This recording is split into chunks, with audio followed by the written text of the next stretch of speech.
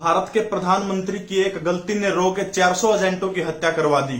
पाकिस्तान की खुफिया एजेंसी ने परमाणु की आवश्यकता को महसूस करते हुए एक वैज्ञानिक अब्दुल कादिर खान को एक मिशन पर नीदरलैंड भेजा, जहां पर वो नीदरलैंड की नाभिकीय तकनीकी की कंपनी यूरेनको में नौकरी करने लगता है। नौकरी करना तो एक बहाना था। यहां पर उसने एक डच महिला से शादी की ताकि वो बाकी देशों की इंटेलिजेंस एजेंसी में धूल झोंक सके। इधर उसने अपनी कंपनी से परमाणु सप्लायर ग्रुप के देशों की जानकारियां पाकिस्तान को भेजना शुरू कर दी। और एक दिन जब ऐसा आता है, अब्दुल कादिर अपनी डच बीबी को लेकर पाकिस्तान भाग जाता है। ये सब मोसाद की नजर में आ गया, क्योंकि पाकिस्तान ने कई बार अब्दुल कादिर को उत्तर कोरिया भेजा था।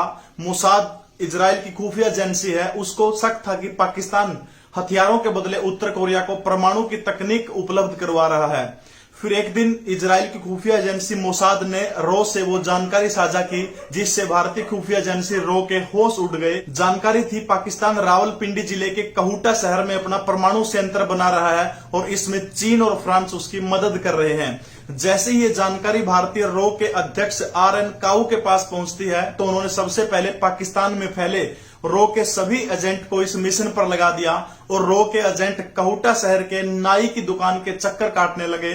संयंत्र के कर्मचारियों और वैज्ञानिकों का वो पीछा करना लगे। जैसे ही कोई भी उस परमाणु संयंत्र का कर्मचारी या वैज्ञानिक बाल कटवाने के लिए नाई की दुकान पर जाता, तो हमारे एजेंट वहां से कतरन इकट्ठी कर लेते और उन बालों की कतरन को वो भारत भेज देते। ऐसे ही एक युवा वैज्ञानिक के बालों से रिफाइंड पोलोनियम के ट्रेस मिले और रो ये सुनिश्चित कर लेता है कि वहां पर वाकई परमाणु बम का काम चल रहा है। ये जानकारी मोसाद के साथ भी साझा की जाती है। इसके बाद इजराइल की खुफिया एजेंसी मोसाद एक प्लान बनाती है।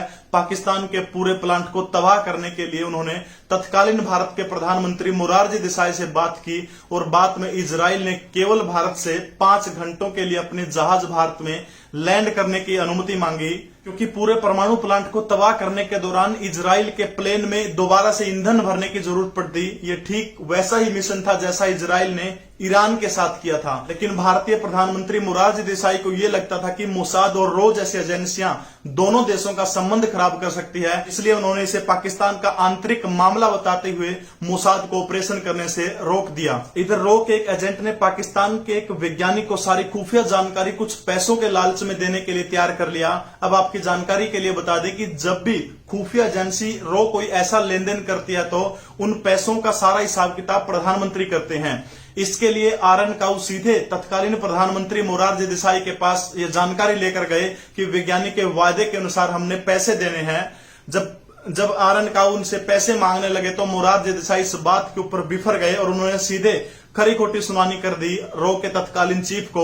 और उसके बाद इतना ही नहीं, रो का बजट जो था वो 40% तक कम कर दिया, जिससे रो जितने भी पाकिस्तान में अपने अभियान चला रही थी रोकने के लिए मजबूर हो गई। इस घटना से रो के चीफ रामेश्वर नाथ काऊ इतने आहत हुए कि उन्होंने अपना इस्तीफा सौंप दिया और उसके बाद रो की कमान संभालते हैं S नैयर। लेकिन मोरारजी देसाई ने उनको भी बहुत तंग किया और आखिर में S नैयर भी अपना इस्तीफा सौंप देते हैं। अब रो NF संतूक के हाथों में जा चुकी थी। तब तक मोरारजी देसाई आजाद भारत की कभी न क्षमा करने वाली ऐसी भूल कर देते हैं, क्योंकि उस समय पाकिस्तान के जनरल जियाउल हक से मोरारजी देसाई फोन पर बातें किया करते थे। दोनों देशों के रिश्ते कैसे सुधरे इस बारे में पाकिस्तान से बात करते थे, लेकिन पाकिस्तान के दिल में तो हमेशा से चोर बैठा हुआ था। मोरारजी देसाई बात बात में पाकिस्तान के जनरल जियाउल हक को चेतावनी दे डालते हैं कि उन्हें पाकिस्तान के परमाणु की योजना के बारे में सब पता है और रो ने सब बता दिया। पाकिस्तान के लिए इशारा काफी था।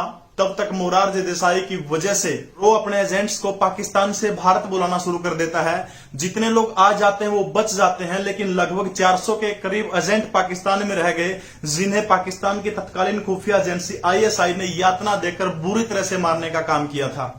वास्तव में देखा जाए तो यदि मोरारजी देसाई वो जानकारी साझा नहीं करते, तो हमारे रो के इतने एजेंट नहीं मारे जाते और पाकिस्तान कभी परमाणु संपन्न देश नहीं बन सकता था। कमजोर और अदूरदर्शिता से भरा हुआ प्रधानमंत्री देश के लिए कितना बड़ा खतरा हो सकता है, इस बात का उदाहरण पाकिस्तान का ऑपरेशन कहूटा है। सोचिए, जब मोरारजी देसाई जैसा सीधा और ईमानदार आदमी ऐसी अदूरदर्शिता पूर्ण भूल कर सकता है, तो यदि कल को कोई मूर्ख भारत का प्रधानमंत्री बन गया, तो देश की सुरक्षा के साथ में कितनी बड़ी खिलवाड़ होगी।